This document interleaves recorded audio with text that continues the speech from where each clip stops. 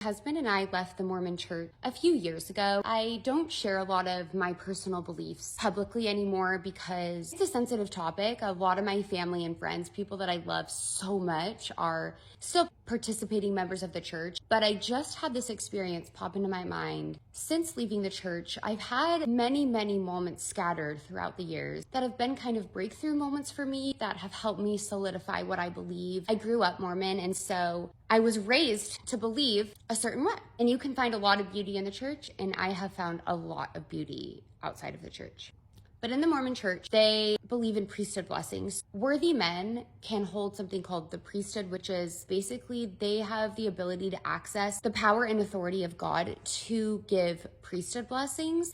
And what this could look like is, for example, if we were really sick growing up, they would do a consecrated oil blessing and put oil on your head. And your dad, or in like maybe your neighbor, your grandpa, or a man who goes to your ward can come over and give you like a blessing of healing. When it comes to blessings of healing, you specifically use like a consecrated oils. Men would carry around like consecrated oil on their keychains or in their car, oil that had been like previously blessed. It's a blessing of healing, basically. I grew up getting priesthood blessings. So I remember getting them all the time throughout my life. Also, you can get priesthood blessings that aren't necessarily for physical healing. We would do back to school priesthood blessings. Our dad would like give us priesthood blessings, and basically like as the person getting the blessing, you will sit down on a chair. The priesthood holder will like stand over your head, put their hands on your head, and basically like say a prayer and like bless you with comfort for something or health or safety or whatever. And in the religion, it's taught and believed that like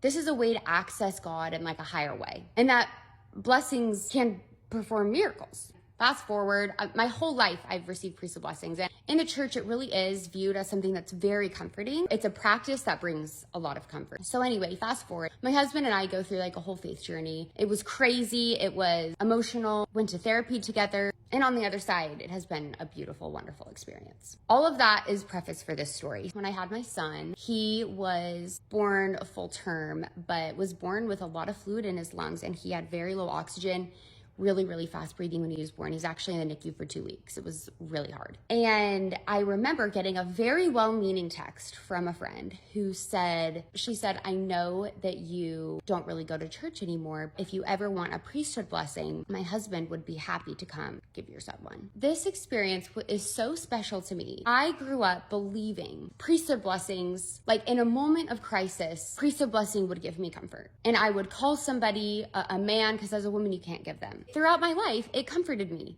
And it was so beautiful to have my son and have someone offer that to me, to just have this strong feeling of, I actually don't need a man who doesn't know me, who doesn't know my son, that I have no personal relationship with, who I don't know anything about, to come and administer a priesthood blessing to my son, because I believe that that will somehow access some type of higher power that like without the blessing he would not have. Somehow a priesthood blessing would accomplish something that like wouldn't already be accomplished. And it was the most empowering moment, because it was like this deep sense of, my son actually just needs me. My son needs his mom. He needs the love of his parents. That will be the most important thing that I give my son. That practice is very comforting to people, and I respect that. But it was just this beautiful moment of like leaving a religion that I really believed and realizing that like actually I have what my child needs. I have the power like in myself to bless him, to bless his life,